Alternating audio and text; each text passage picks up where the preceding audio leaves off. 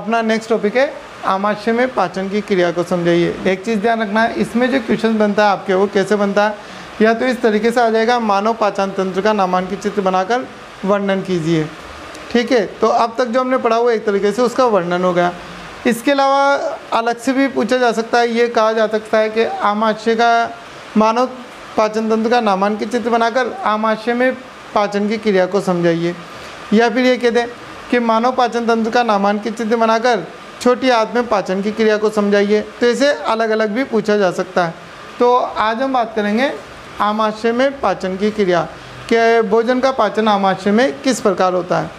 तो सबसे पहली बात तो कि जो मुख्य गुहा से पाचन के पश्चात भोजन कहाँ पर आता है, आमाशय के अंदर। जैसे मुख्य गुहा में भोजन का पाचन हो गया, दांतों के द्वारा भोजन को चबाया गया, उसमें लार मिला दी गई और वो लुगदी के समान हो गया, बोलस के समान, और वो बोलस बनकर, बोलस क्या होता है, निगलने योग्य भोजन को हम बोलस कहते हैं, वो कहाँ पर आ जाता है, आमाशय में आता है।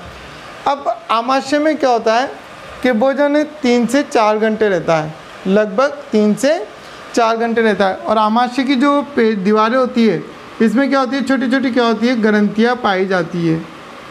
आमाशय की दीवारों में क्या होती है, छोटी छोटी ग्रंथियाँ पाई जाती है, जो कि क्या स्त्रावित करती है, एक रस स्त्रावित करती है, जिसे हम क्या कहते हैं, जठर रस। आमाशय की दीवारों में छोटी छोटी ग्रंथियाँ पाई जाती है, जो क्या करती है, रस स्त्रावित करती है, जिसे हम क्या कहते हैं, जठर रस कहते हैं। ये जठर रस काम क्या करता है, जठर रस का काम क्या होता है कि ये भोजन के पाचन में सहायक होता है, भोजन के पाचन में सहायक, भोजन के पचाने में क्या करता है, सहायता करता है। इस जठर रस में क्या होता है, मोस्टली कुछ पदार्थ पाए जाते हैं, जैसे इसमें 3 प्रकार के पदार्थ होते हैं। एक तो होता है इसमें HCl अम्ल, एक होता है इसमें एंजाइम्स, और एक होता है इसमें श्लेष्मा। जठर रस में क्या होते हैं, 3 प्रकार के पदार्थ पाए जाते हैं, HCl अम्ल, एंजाइम, और एक क्या पाया जाता है, श्लेष्मा पाया जाता है। तो ये तीनों किस प्रकार काम करते हैं भोजन के पाचन में, तो इसके पीछे हम क्या करते हैं, सबसे पहले हम बात करते हैं HCl अम्ल की। HCl अम्ल पाया कहाँ जाता है, आमाशय के अंदर पाया जाता है। नॉर्मली क्या होता है, आमाशय के अंदर ये HCl अम्ल भरा होता है। ठीक है, जब आमाशय की दीवारें सिकुड़ती है, फैलती है, सिकुड़ती है, तो ये क्या होता है, जठर रस स्त्रावित होता है। जब हमें नॉर्मली भूख वगैरह लगती है, तो आमाशय की दीवारें क्या होती है, फैलना और सिकुड़ना शुरू कर देती है, जिसको हम बोलते हैं ना चूहे दौड़ना एक तरीके से। तो वो चीज़ क्या होती है, यहाँ पर आमाशय की दीवारें फैलती है और सिकुड़ती है, जिसके कारण जो ग्रंथियाँ होती है छोटी छोटी, उन ग्रंथियों से रस स्त्रावित होता है। तो उस रस में सबसे पहले हम बात करते हैं HCl अम्ल की। ये जो HCl अम्ल होता है, ये क्या करता है, सबसे पहली बात तो कि सबसे प्रबल अम्ल है। HCl क्या है, एक प्रकार का प्रबल अम्ल। अब यहाँ पर पहले से ये माध्यम कैसा है, अम्लीय। भाई HCl अम्ल के कारण ये माध्यम कैसा है, अम्लीय। अब यदि कोई पदार्थ यहाँ पर आएगा तो वो कैसा हो जाएगा, अम्लीय। कहा जाता है ना भाई, जहाँ उसका माहौल होता है वैसे ही बच्चे डल जाते हैं, ये कहते हैं। मान लो अभी अपन किसी जगह जा रहे हैं, अगर वहाँ का माहौल गंदा है तो ज़्यादातर क्या होता है, वहाँ के माहौल में डल जाएंगे। तो यहाँ भी पहले से अम्लीय माध्यम है, तो भोजन जब यहाँ पर आता है तो वो कौन से माध्यम में आता है, अम्लीय माध्यम में, तो कैसा हो जाता है, अम्लीय। तो HCl अम्ल का सबसे फर्स्ट काम यही हुआ, भोजन को अम्लीय माध्यम प्रदान करना। HCl का काम क्या है, भोजन को अम्लीय माध्यम प्रदान करना। अब दूसरी बात, अम्ल स्वाद में कैसे होते हैं, खट्टे होते हैं। तो ये क्या करते हैं,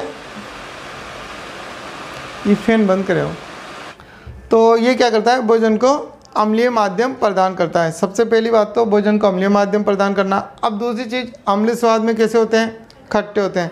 और खट्टी चीज़ें क्या होती है, बोला जाता है कि खट्टी चीज़ें क्या होती है, लंबे समय तक, कुछ समय तक क्या खराब नहीं होती। जैसे हम अचार वगैरह की बात करते हैं तो क्या होते हैं, एक तरीके से ख़राब नहीं होते। तो इसका दूसरा काम क्या होता है, ये भोजन को सड़ने से बचाता है। पहला काम तो भोजन को अम्लीय माध्यम प्रदान करना, दूसरा काम भोजन को सड़ने से बचाना। और इसका तीसरा मोस्ट इम्पोर्टेंट काम जो होता है, यहाँ पर क्या बात कर रहे हैं हम, एंजाइम्स भी पाए जाते हैं। जठर रस के अंदर क्या होते हैं, एंजाइम्स भी पाए जाते हैं। तो एक एंजाइम पाया जाता है इसमें, पेप्सिनोजन। तो ये क्या करता है, पेप्सिनोजन एंजाइम को किस में बदल देता है? ये पेप्सिन में बदल देता है, उसको किस में कन्वर्ट कर देता है? पेप्सिन में। इसके पीछे कारण क्या है? जो पेप्सिनोजन एंजाइम जो होता है ये क्या होता है? निष्क्रिय अवस्था में होता है। ये कौन सी अवस्था में? निष्क्रिय, नाकारा, निकम्मा, कामचोर, मतलब काम नहीं करने वाला। तो ये निष्क्रिय अवस्था में होता है। जैसे ही ये HCl अम्ल क्या करता है, इसको किस में बदलता है? पेप्सिन में। तो ये क्या हो जाता है? काम के लायक, मतलब सक्रिय। तो ये इसको किस में कन्वर्ट कर देता है? सक्रिय एंजाइम में कन्वर्ट कर देता है। तो जठर रस में HCl अम्ल के 3 काम हो गए। भोजन को अम्लीय मापदंड प्रदान करना, दूसरा भोजन को सड़ने से बचाना, तीसरा निष्क्रिय एंजाइम को सक्रिय एंजाइम में परिवर्तित करना। ये तो अपने HCl अम्ल की बात।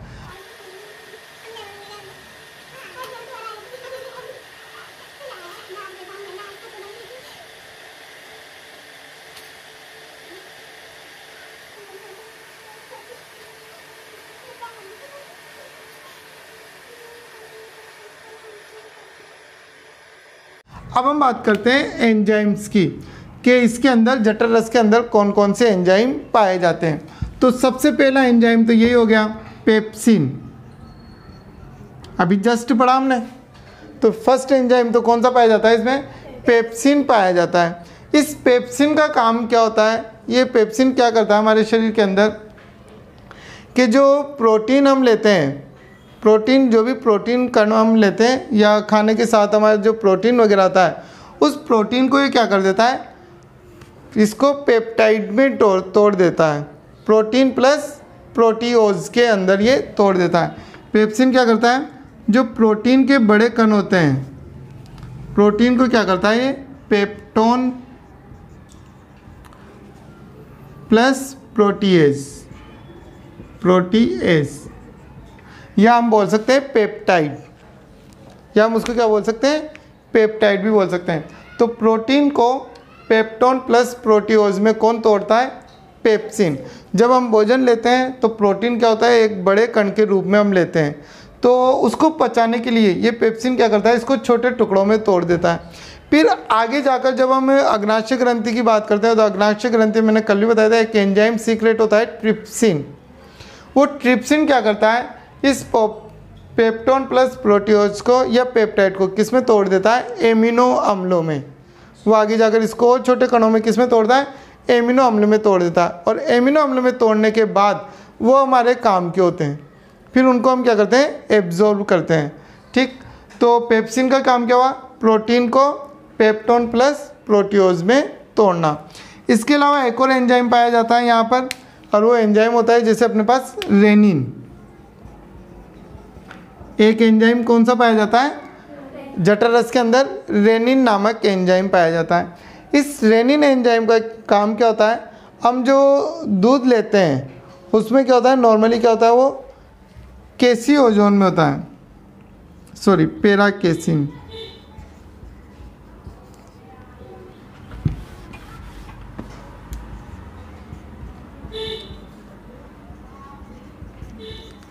केसी ओजोन को किस में बदल देता है? वो पेरा केसिन में। मतलब दुग्ध प्रोटीन को, ये एक प्रकार की क्या है? प्रोटीन है ये भी। दुग्ध प्रोटीन को किस में बदल देता है? सरल प्रोटीन में। ठीक है, केसी ओजोन को किस में बदल देता है? पेरा केसिन में। इसके पीछे कारण समझाता हूँ मैं आपको। दुग्ध प्रोटीन क्या होता है? जैसे रेनिन एंजाइम जो मोस्टली पाया जाता है, ज़्यादातर वो बच्चों में होता है। जो नवजात शिशु होते हैं, दूध पीते बच्चे होते हैं, तो जो डायरेक्ट जो मिल्क लेते हैं, माँ के द्वारा जो मिल्क एब्जॉर्ब करते हैं वो क्या होता है? एक दुग्ध प्रोटीन होता है। मतलब वो क्या होता है? थोड़ा हार्ड फॉर्म में होता है। तो उस हार्ड फॉर्म में उसको पचाने के लिए, बच्चे उस दूध को इजीली पचा ले, तो उसके लिए क्या होता है? ये रेनिन उसको किस में बदल देता है? पेरा केसिन में बदल देता है, मतलब सरल प्रोटीन में बदल देता है। अभी नॉर्मली जैसे हम दूध वगैरह लेते हैं तो ये कहा जाए, जैसे बेस का इनका जो दूध आता है बहुत हार्ड आता है। अगर डायरेक्ट आप वो दूध पीते हो तो बहुत सौ की क्या हो जाती है? बदहजमी हो जाती है। इस वजह से क्या कहा जाता है? उसमें थोड़ी मात्रा में पानी मिलाकर पिया जाता है। डायरेक्ट उस दूध को हम एब्जॉर्ब नहीं कर सकते हैं, क्योंकि उसमें क्या होता है? बहुत ज़्यादा हार्डनेस होती है। तो इसी वजह से क्या होता है, जो रेनिन एंजाइम होता है ये क्या करता है, दुग्ध प्रोटीन को सरल प्रोटीन में बदल देता है। इसके बाद एक एंजाइम होता है लाइपेज।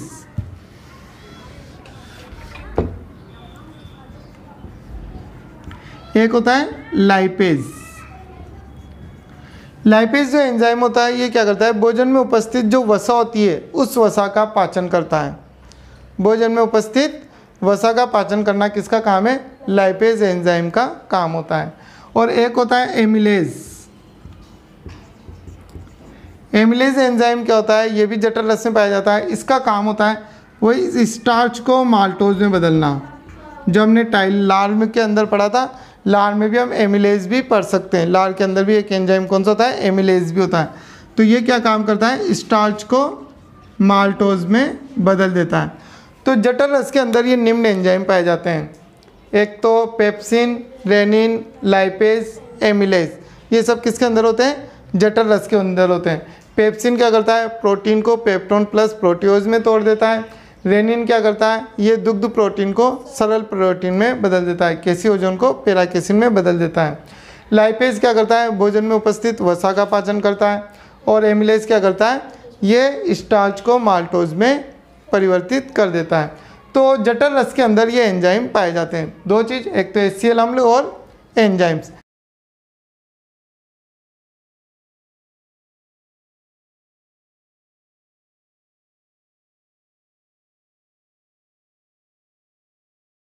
अब तीसरी हम बात करते हैं श्लेष्मा, कि जठर रस के अंदर श्लेष्मा का काम क्या होता है।